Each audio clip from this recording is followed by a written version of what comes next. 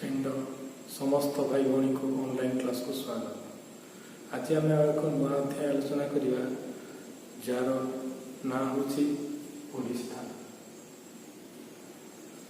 तो ये परिस्थान कौन प्रथम जाना परिस्थान कौन ना परिस्थान हूँ उद्भिद और प्राणी मानकर बासस्थान और तार चतुर्पार्श्व को नहीं परिस्थान गठित।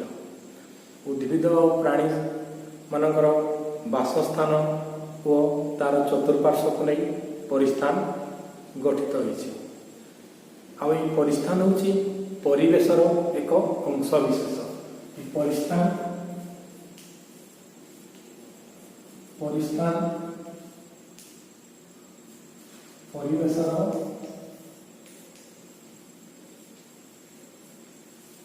एक अंश विशेष।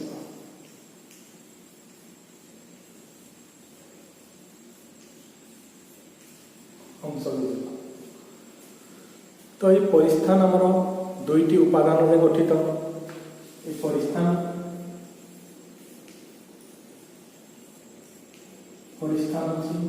दुईटी उपादान रे गठित। गोटे हूँ जैविक उपादान आ गोटे हूँ अजैविक।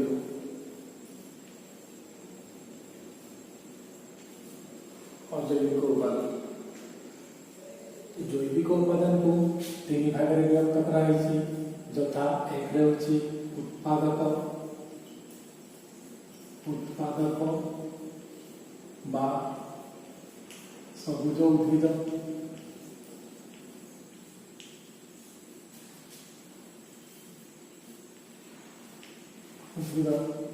दुई हूँ भक्षक बा प्राणी तीन हूँ अपघटक बा केतेक जातिर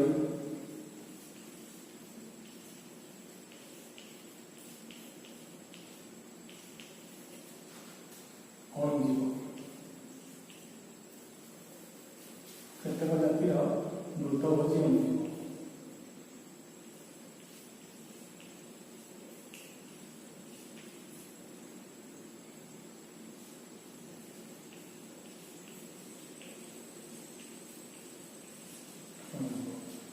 उत्पादक बा सबुज उद्भिद प्रथम जैविक कारक को तीन भाग विभक्त कराई यथा एक हूँ उत्पादक बा सबुज उद्भिद।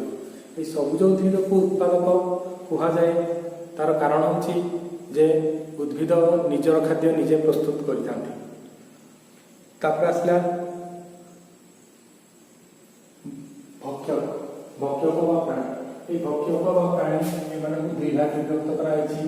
एक हूँ तृणभोजी बा शाकाहारी।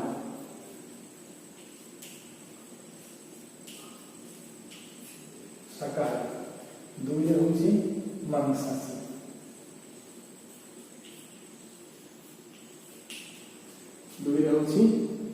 मांसाशी। भक्षक बा प्राणी को दुई भाग विभक्त कराई। एक हूँ तृणभोजी बा शाकाहारी दुई हूँ मांसाशी। तो तृणभोजी क्या कहुए ना जो प्राणी माने घास एवं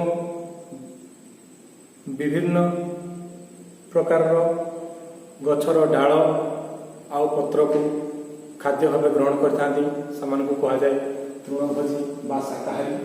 आ मांसाशी प्राणी को माने मांसाशी प्राणी होती मांसाशी प्राणी से कहुए जो माने विभिन्न प्रकार पशु पक्षी को शिकार करी ताकर मांस को खाद्य रूपे ग्रहण करते यथा सिंह बाघ एम सब मांसाशी जातीय। तृणभोजी जातीय प्राणी होती ठेकुआ हरिण ये सब। नंबर आसला मृतभोजी अणुजीव। तो ये मृतभोजी अणुजीव मैंने कौन करते ना मृतभोजी अणुजीव मैंने जीवर मृत शरीर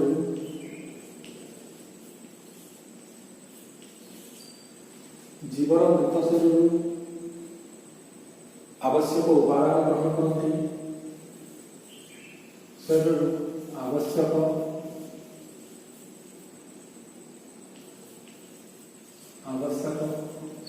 उपादान ग्रहण करती मृतभोजी जीव मान जीवर मृत शरीर आवश्यक उपादान ग्रहण करती एवं वायुमंडल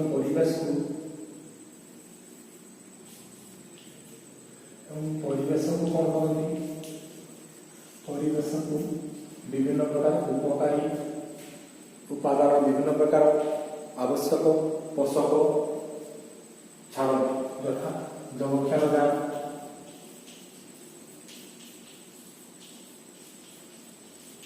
अम्लदान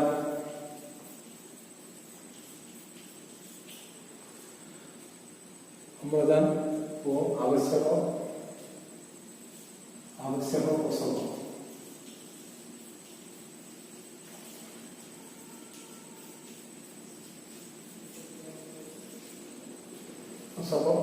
छाड़ा तो मृतभोजी अंजीव मैंने कौन कहते जीवर मृत शरीर आवश्यक उपादान को ग्रहण करती एवं परिवेश को विभिन्न प्रकार आवश्यक पोषक सहित जलक्षारदान और अम्लदान को छाड़ी था त्याग कर जहाँफल कौन हुए ना उद्भिद मैंने परवर्ती समय यही आवश्यक पोषक अम्लजान ये सब ग्रहण करके निजर वंशवृद्धि कर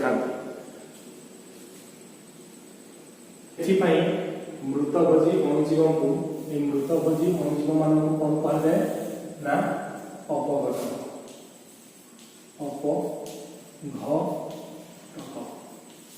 अपघटक बोली कहुए अजैविक कारक तो ये अजैविक कारक गुड़िकला परिस्थिति अजैविक कारक गुड़िकला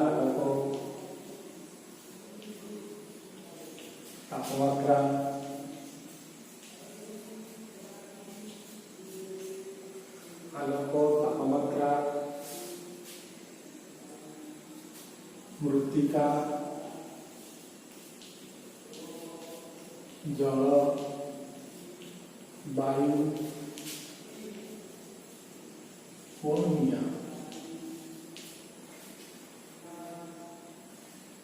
अजैविक कारक गुड़िक आलोक तापमात्रा मृत्तिका जल वायु और निया परिवेश अवस्था और आवश्यक उपादान परिमाण को नहीं साधारणतः परिस्थान को दुई भाग में व्यक्त करा जायछि कौन परिवेश अवस्था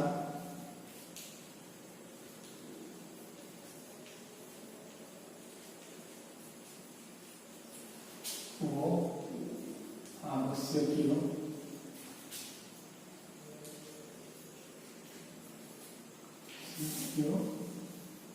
उपादान परिमाण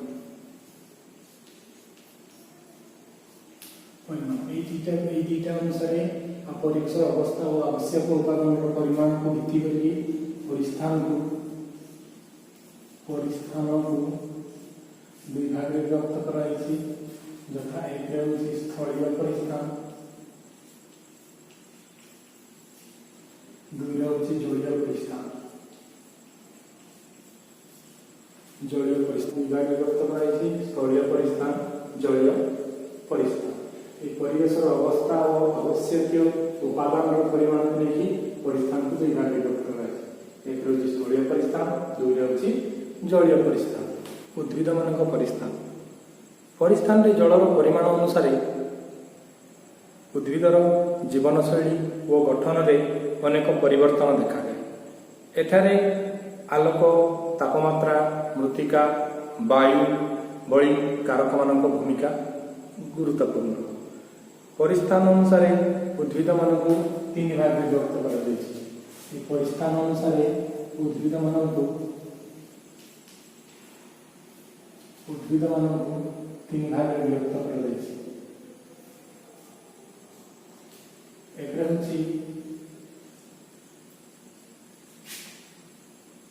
मरुज उद्भिद दुई हूँ आर्द्रभूमि उद्भिद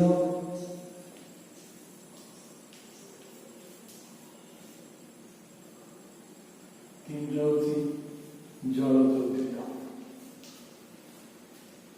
ତ এই মরুজ উদ্ভিদ, আর্দ্রভূমিজ উদ্ভিদ আর জলজ উদ্ভিদ এইভাবে তিন ভাগে বিভক্ত করা যাইছে উদ্ভিদ মানক পরিস্থান অনুসারে।